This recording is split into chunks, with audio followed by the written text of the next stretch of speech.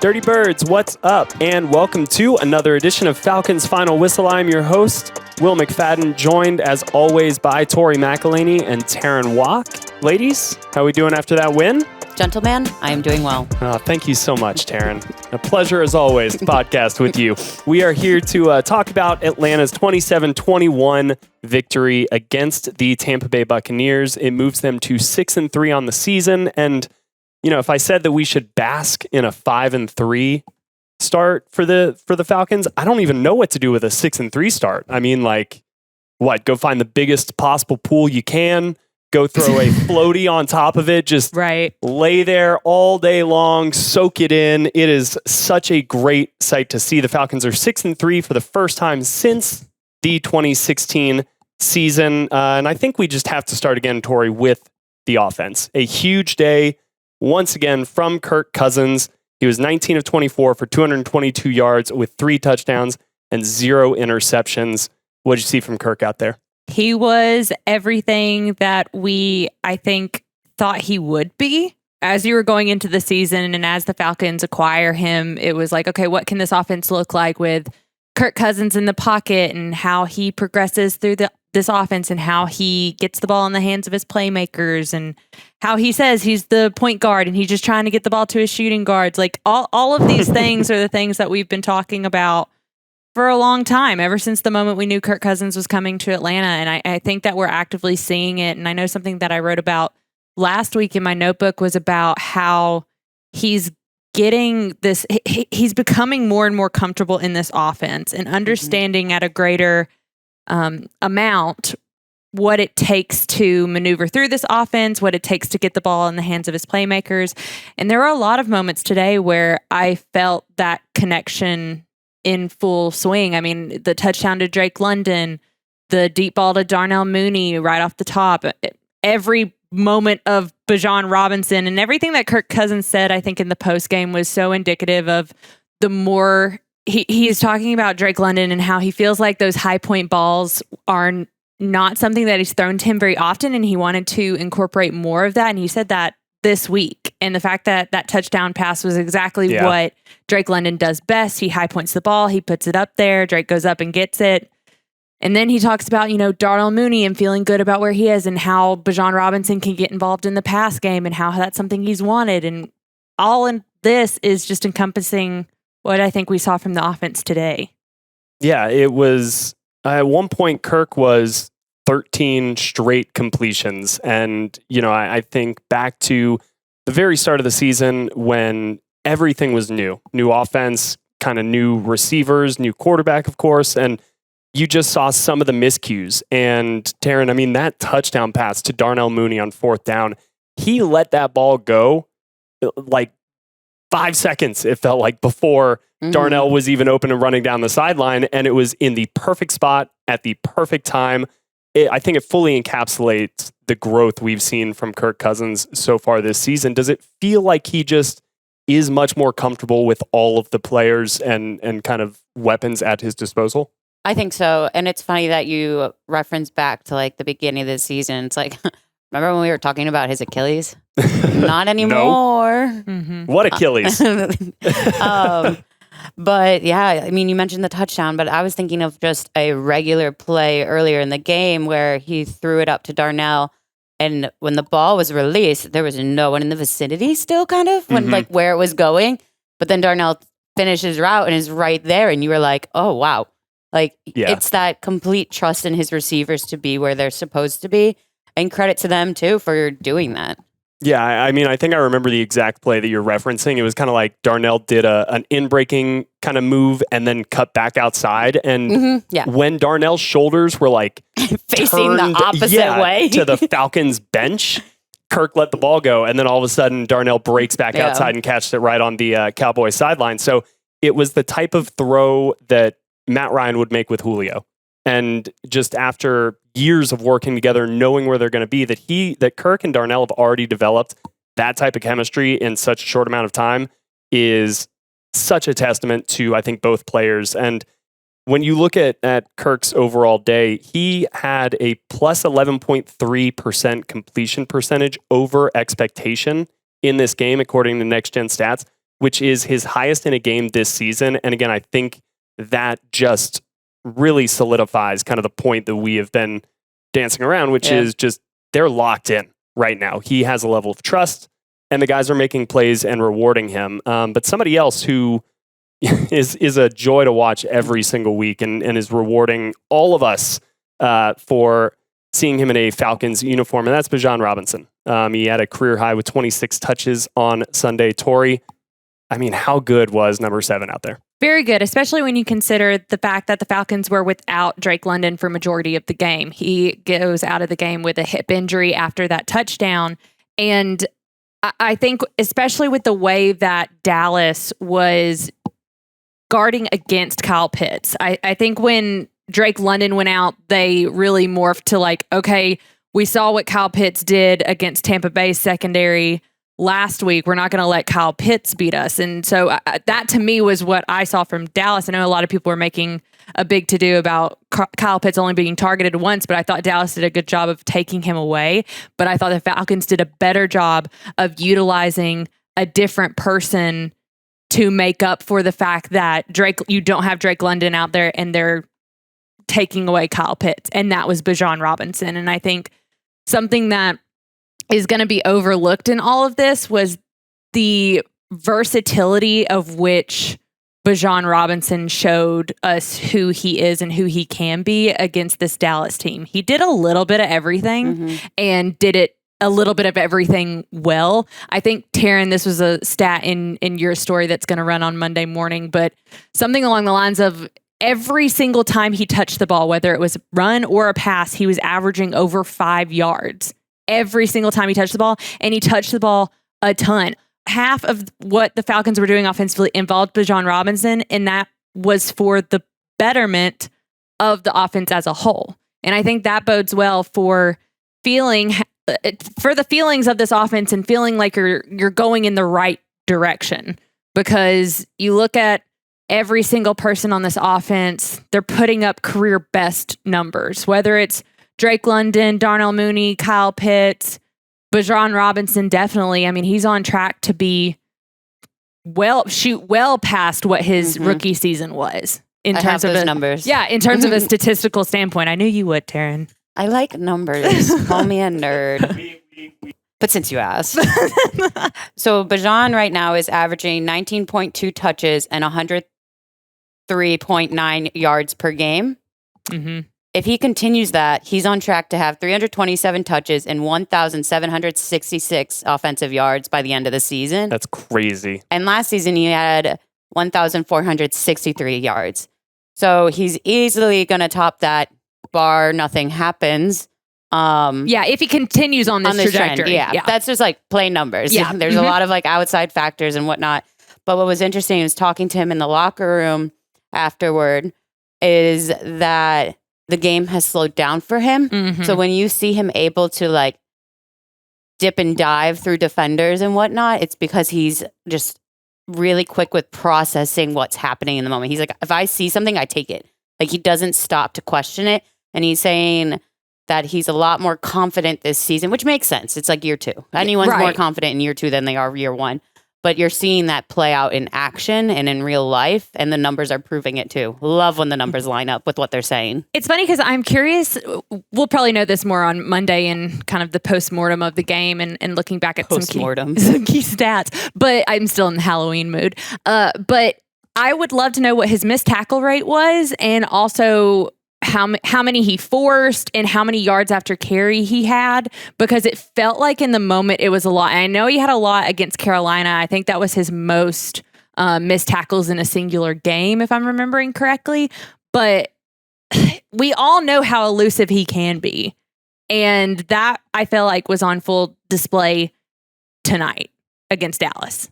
Yeah, it's really scary to hear him say that the game is slowed down, because even as a rookie, like one of the very at Texas, but like the first thing you noticed when he set foot on the practice field in training camp as a rookie was like, wow, this guy's ability to cut, to be decisive. Yeah. It looks like he is operating on 1.25 speed around everybody else. And so then to hear him say like, No, now that 1.25 is like a 1.5 or 1.75 because it's just slowing down around him that much more.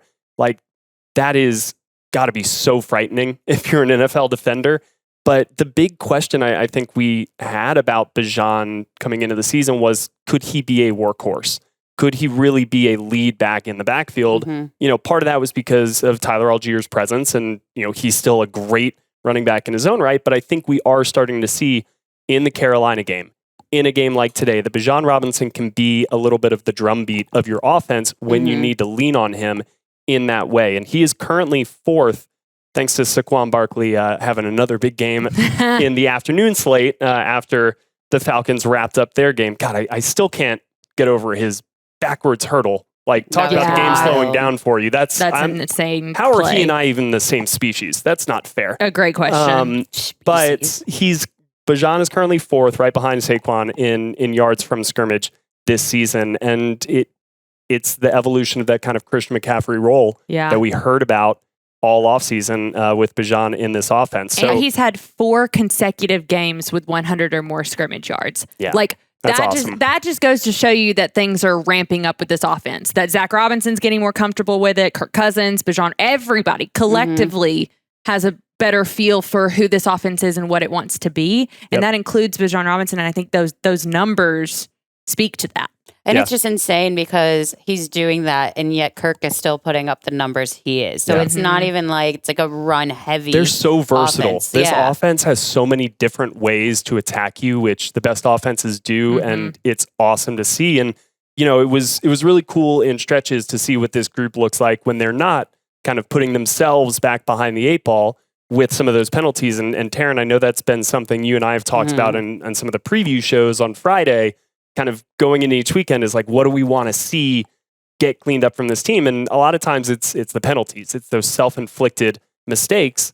They did have 3 offensive penalties on Sunday, but all came in the first half, and then it was quiet. Yeah. It was all good. I definitely did roll my eyes upon the first penalty because I was like, oh, here we go again. Yep. But the fact that they all came in the first half shows that, like, that halftime correction was made, or just like that mental upgrade, mental switch, whatever you want to call it, where you just come out in the second half in a different mode.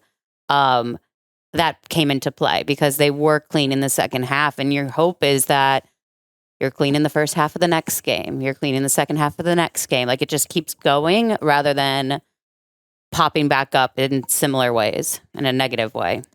I think beyond penalties, the bigger story of this was the 4 of 13 on third down. I think that the Falcons maybe fixed that little penalty bug that they got bit with, especially against Seattle. But I do believe they need to be better on third down, because even though they're 2 for 2 on fourth down, and one of those included a long touchdown pass to Darnell Mooney, and they have been good on fourth down. They definitely are very aggressive in going after it on fourth down and converting those. That third down percentage of 4 of 13, which I guess it could be closer to 6 of 13 if you were to include third and fourth down. But to not have to put yourself in those positions. Yeah. And what's funny is I felt like looking at that 4 of 13 on third down, I didn't feel that way while I was watching this offense. I did not feel that they weren't converting. The numbers in general didn't really line up with what I was like looking at on Sunday when I looked back, and it was like they only ran like 56 plays. They were only averaging like, whatever. It felt less than in real time. What we were seeing in real time. And I think that was someone even tweeted me, because I was talking about how I felt like this was a true complete win, or a complete game by this team. It was a complete team win. And someone was like, essentially like, what are you talking about? Look at the box score. But the box score to me didn't change how I felt about what I saw. It's because stats are for losers, Tori. According to Raheem. But I sometimes I do think just looking at it, there are multiple stat lines where you look at like, oh, the Cowboys were better in these certain situations. They should have scored more points, or blah, blah, blah. Yeah. But that's not ever how I felt while I was watching it. It really did feel like the Falcons had control of the game from their second drive onward. And that's the important thing, right? That's another way to win. You know, like the reason Dallas had as many yards as they did, and they were empty calories. They weren't amounting to anything, and they had to play catch up. This was one of the first times all season that the Falcons really got out to a lead and then just kind of maintained that lead. You know, they built upon it in the second half. It was nice to see, and I think that also played into some of the lower numbers because in the second half they kind of could focus more on the time and the clock and salting the game away. I don't even think the score reflects what we saw necessarily. Yeah, that last touchdown that Dallas scored kind of felt like, meh, okay. Yeah. Wasn't ideal because it's a one-score game. But, like, looking at it throughout the game, that, like, could this go weird? Could this go bad? It wasn't there. It was like, I turned my recap into with 11 minutes left in the fourth quarter before that last touchdown. I was like, it was nice. I get to watch. Like, I just simply watch. And so, yeah, I can admit in certain instances, the numbers don't tell the whole story.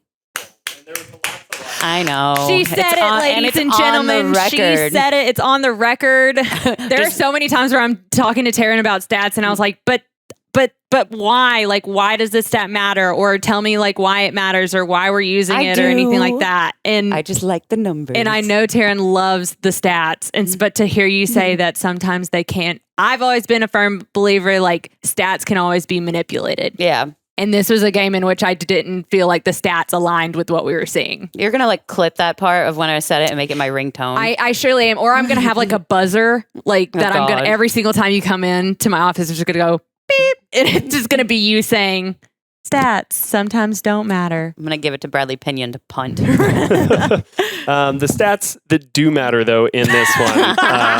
Yeah, look at that segue. 3 sacks on Sunday against Dallas. Raheem said in the locker room, "We can hit the quarterback," which was hilarious. So in case you didn't know, the Falcons can hit the quarterback. This is the single game high so far for them this season. Arnold McFadden started things off, then Grady Jarrett on the very next play got a sack of his own, and then Caden Ellis also had a sack. He led the team with 5 pressures on 15 pass rush snaps. Was Caden Ellis. So I think we can probably start with Caden because, you know, Tori, he's been, I think, your favorite player all season long. Yeah, I don't want to toot my own horn, but I'm going to. I hope that y'all go back and listen to kind of what I was saying or what we were saying in training camp about the usage of Caden Ellis.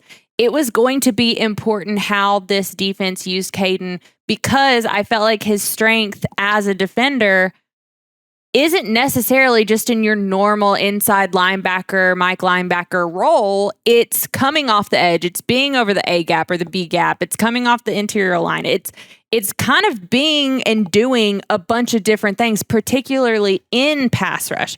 And at one point, I believe this was last week or the week before last, he actually was the Falcons leader in total quarterback pressures and was the only off-ball line. The Falcons were the only team in the NFL with an off-ball linebacker who led the team in pressures. And that's because of the way that Caden Ellis is used. He's not used in a traditional way. And that's something we've been talking about for months and months and months. So to finally see him get to the quarterback in a true pass rush situation, I thought was indicative of like it was almost like a finally type of moment. I think even when I asked Raheem Morris about Caden's usage a couple of weeks ago, he said like, yeah, we're really glad about his pressures, but like we need him to get home. And I think he was able to do that today. And I mean, the 13 total tackles mattered. I think he had 2 or 3 quarterback hurries and then the sack. He played very, very well today. And it was a game that the Falcons needed him to. And it was a game in which the pass rush kind of needed a boost because that's the only thing that I feel like we have been nitpicking about this team in recent weeks and kind of being like, if the Falcons pass rush doesn't get it together, it's going to be the difference in them winning and losing games. And today, it felt like it helped them immensely on multiple occasions. I mean, Dallas, we talk about Falcons third down conversions. Dallas was worse. They were 3 of 13 and 1 for 5 on fourth down. This defense showed up and played to the way that I thought that they would from a defensive front perspective. So all of that to say, this was good, but can they do it again? Like, that's the big thing, is like, we're talking about all of this. In summary, this was good. In summary, this was good, but like, I'm not going to believe it until you do it again. Like, the fact of the matter, the truth of the matter is they've played 8 games where the pass rush hasn't really done all that much. This is the one time in 9 games that they have, and it's been obvious. So, see if you can do it again. If you can do it again and you can prove to me that you can get after the pass rusher in multiple weeks, in multiple situations, in multiple games, then we'll stop talking about it. What's so crazy for me is to see how much love and like recognition nationally that Kaden Elliss gets. Because when I was in New Orleans, he was 3rd on the depth chart, and here he is, number 1, because he was behind Demario Davis and Pete Werner. And so when Werner got hurt and Kaden Elliss swooped in, everyone was kind of like, what's this guy going to do? Like, this kid from Idaho. He didn't really have special teams much experience whatsoever on the defensive side. So it's good to see him now get the attention and whatnot that he deserves. And Demario Davis said it best, that Kaden Elliss was the best kept secret in the NFL, because now he's not a secret. Yeah, and I think it's a real testament to Atlanta's defensive scheme, because a lot of people would look at that Kaden stat that he's kind of leading the team in pressures as like an indictment on the, pure pass rushers, quote unquote, for this team. But if anything, it's like when the coaching staff is saying, hey, we're looking at everything, we're doing what we can to try to manufacture some pressures, things like that. Like, Kaden is example 1A of that. Use him. Yes. Why not? Why would you not? He's great at that, and it's been effective. Today's episode of Falcons Final Whistle is brought to you by Zaxby's. And after a long game, when I'm tired and I need to refuel, I turn to Zaxby's. Their marinated, hand-breaded, fried to perfection chicken fingers, they hit the spot every time. Get yours with seasoned crinkle fries, a nice drink, and whichever of their 12 signature sauces you're feeling at the moment. But it always hits just right. So next time you need to refuel, go get yourself some Zaxby's. Something else that was very clear today was the complementary football. Tori, you wrote about this being a complete team win. Twice when the Falcons forced a turnover on downs, of which they did 3 times on Sunday. But after 2 of those, the offense took the ball right back, went down and scored a touchdown. I mean, it was really kind of like picking up the baton and just keeping it rolling. When the defense made a big play, the offense kind of responded, and vice versa. When Dallas's defense made a big play, Atlanta's defense kind of came right back and stood up, as they have so far this season so many times. So I thought the complementary aspect of this team is starting to come along in the ways that you want it to. The best example of this in this game was coming out of halftime. The defense forces a 3 and out. The Cowboys tried to enact a fake punt. Natrone Brooks, who got recently called up from the practice squad, makes the play, almost had an interception. And then the Falcons get the ball on the Dallas 38, and 1, 2, 3, 4, 5 plays later, they're in the end zone. That is all 3 units working collectively together within a 5-minute span. And I think that moment was the moment where I actually wrote down, is this all coming together? Because that's what it felt like in that moment, that the juxtaposition of going from the last home game that they had, which was against the Seattle Seahawks, and losing that game 34-14. And we're talking about how that was a complete team loss because there were miscues on offense, defense, and special teams in that game, to now completely turn it around 2 weeks later, using the example of Seattle that Raheem Morris said post-game. He was like, yeah, I talked to them about the Seattle loss. That's your example of what not to do. That's what happens when you don't show up with the right mindset with an NFC opponent coming into town. Because Seattle was on a 3-game lose streak coming into that game. Dallas is on a 2-game losing streak coming into this game. The Falcons were coming off of a road win against Carolina in week 7, coming off a road win against Tampa in week 9. Like, there were so many parallels to this game, but ultimately the ending was different, because I think the challenge was right. Like, don't let an NFC opponent come into your house and take a win from you when you should beat them. That's the thing. On paper, the Falcons should have beat the Seattle Seahawks going into that game, and they should have beaten the Dallas Cowboys. They did do that.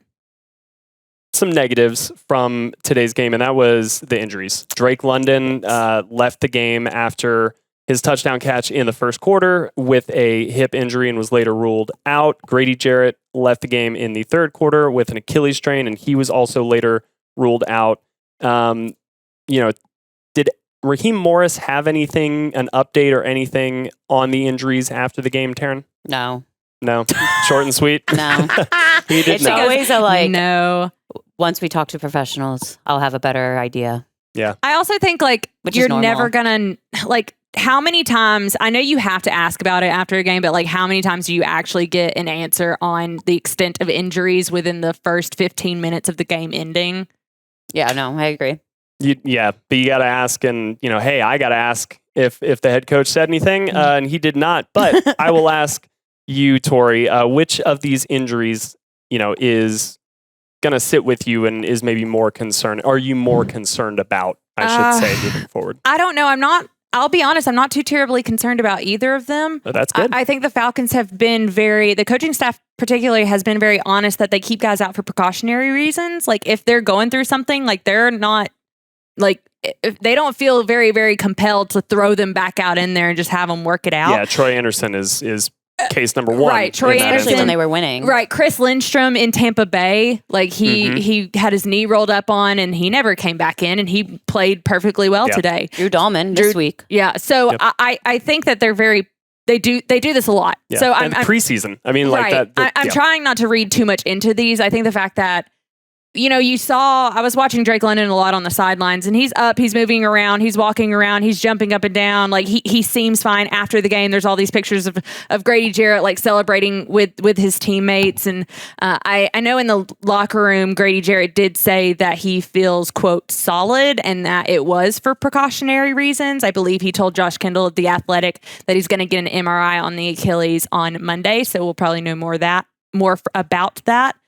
So overall, I'm not super concerned about it just because I don't think that when it comes to injuries, it's been very, with this coaching staff, they've played very cautiously when it comes to injuries and not wanting to aggravate things. And I think that's probably what's going on here. If I'm just reading the tea leaves again, we don't have anything specifically confirmed outside of what Grady said in the locker room.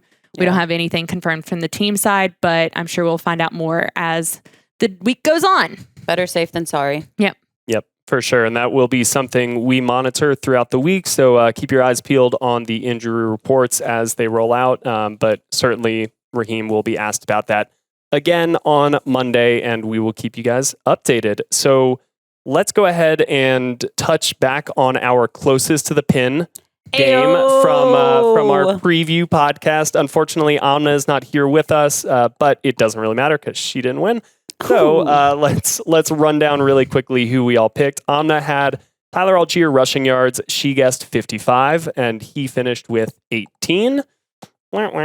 Terrin had Jesse Bates tackles, and she picked 9. He finished with 6. And sticking with our 1 tackle equals 10 yards, Terrin was 30 yards off for that. And I had Drake London receiving yards. I guessed 83. I really feel like that would have been within reach if he had not left the game in the first quarter. Yeah, but he did. And he finished with 27. So Terrin is our winner because all of the math that I did shows that 30 is the closest. So congratulations, Terrin. I am not getting you a prize because I already owe Amna a set of golf clubs that she is never going to get. So let's go ahead and wrap things up with our game balls. Tori, we'll start with you. I'm going to give my game ball to Zach Robinson. I think that over the course of the last probably 5 or 6 games, you've really felt this offense come alive and really start clicking in a way that we were missing in those early games as they're trying to figure each other out. And I think Zach Robinson is a big part of that. And I think that this offense is building confidence quickly. And when that happens, I feel like I am more confident in this offense and their ability to go out there and get the job done. And for that, I feel like I have to give it to Zach Robinson. And I'll say this, I'm going to really deep dive this in my notebook, but the fact that they've been so successful on fourth down plays, I think speaks to the trust of every single level of the organization. Trust in Zach Robinson having the right play call, trust in the players being able to execute it, trust in Raheem Morris for being like, yep, we're going to go for it, like ultimately. So I don't know. I think that they're aggressive when they need to be and they're conservative when they need to be. And that I think bodes well for the future of what Zach Robinson's offense is and could look like. I mean, we're only 9 weeks into this. We're only 9 games into it. And I feel like it has grown. My confidence in them has grown exponentially from the first 2 or 3 weeks to where they are now. Absolutely. Yeah. I mean, they're 11 of 15 on the season on fourth down. That's either 4th or 6th in the league. Their conversion. It's those two numbers are. I'll look it up. Everybody check it out on my notebook tomorrow on Monday. But yeah, they're right up there among the best in the league on fourth down. And you know, they've not only converted those, they've scored touchdowns on fourth down. To your point, Tori, they are dialing up some one-on-one looks in some of these critical situations where I feel like they're really catching teams with their guard down against an explosive play. And while they're so focused on stopping the Falcons from gaining like 1 or 2 yards, the Falcons are like, fine, while you're looking over here, we're going to go over the top for 42 yards and score a touchdown on you. So I do think that he has picked his spots to get aggressive really, really well this season, and that's been fun to watch. So, Terrin, who gets your game ball? I'm going to counter McElhaney's coordinator with a coordinator, and I'm sure you can guess which one. Jimmy Lake?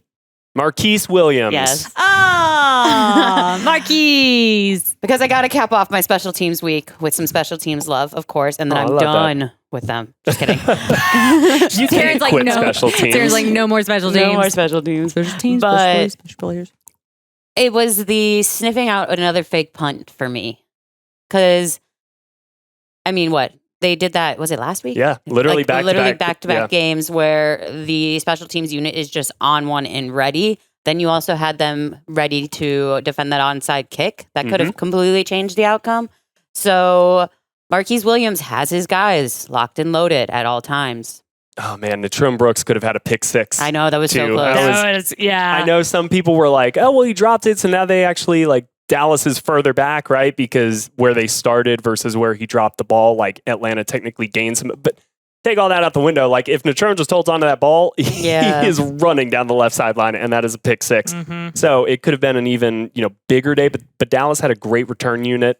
I thought outside of that one return where that kickoff return where they kind of moved the ball closer to midfield. Like by and large, Atlanta handled Dallas's special teams very well. So that's a solid game ball for Marquise, but I am not going to give mine to a coordinator. I'm going to go ahead and give mine to Bijan Robinson. Very, very nearly gave it to Kirk Cousins, who is a willing game ball recipient in his own right. But, again, 145 yards on a career best 26 touches. Bijan Robinson is becoming kind of the focal point of this offense in the way that everybody had hoped he would.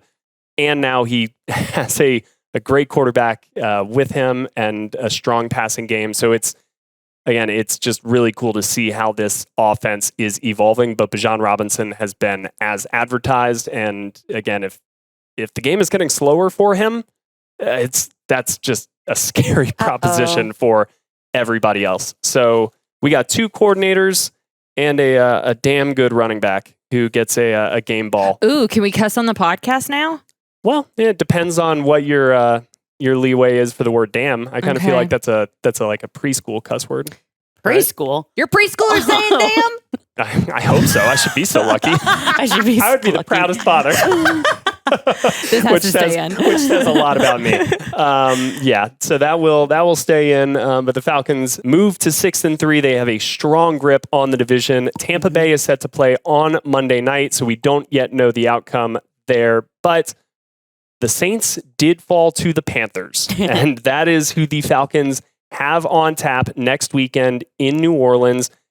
it'll be really interesting to see what is going on with that organization throughout the week in the lead up to that rematch against their hated rival. So 7-game losing streak. It's crazy. The NFL trade deadline coming up this week, November 5th. So that will be Tuesday. So we will definitely have a lot to update everybody on throughout the week. We've got some injuries. We've got some trade deadlines. Remains to be seen what all is going to take place there, but sure to be a flurry of moves around the NFL. And maybe the Falcons will be among those teams making the moves, but it remains to be seen. It will make for an exciting week, but that was an exciting game today. And we will go ahead and wrap it up there. So for Tori McElhaney and Terrin Waack, I'm Will McFadden. Thank you guys so much for listening to Falcons Final Whistle, presented by Zaxby's. We'll see you next time.